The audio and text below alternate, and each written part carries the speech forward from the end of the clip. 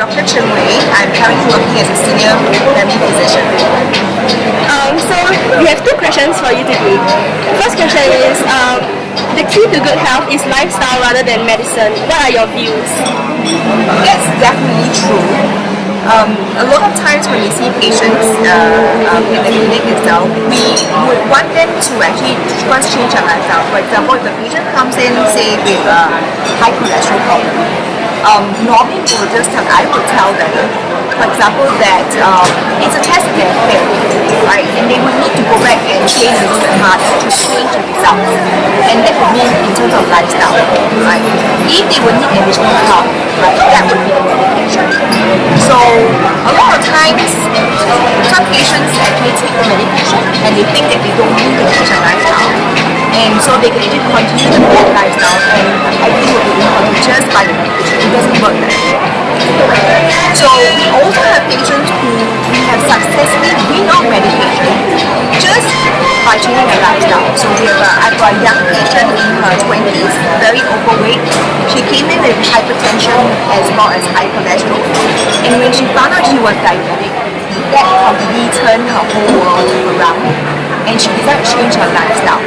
And she started from someone who is unable to walk a few steps to now she's able to run 10 flights of steps every day.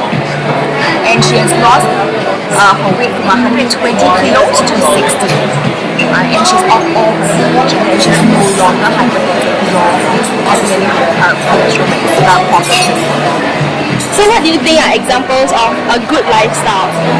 The general thing we would say would be having enough rest. I think sleep deprivation is actually a problem in Singapore as well. So having enough of sleep, having enough of water, having adequate exercise. WHO actually would advise everyone to exercise 30 minutes every day or 5 times a week, preferably.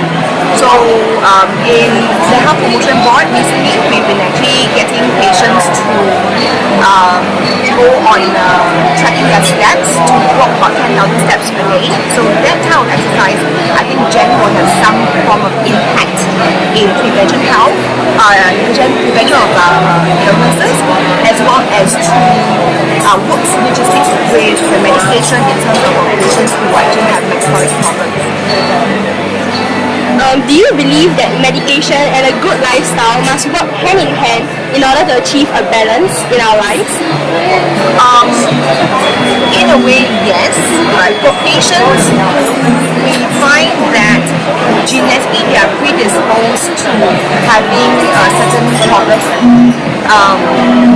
These are the ones that, despite changing their lifestyles and maximizing the changes to lifestyle, we still are unable to control the problem.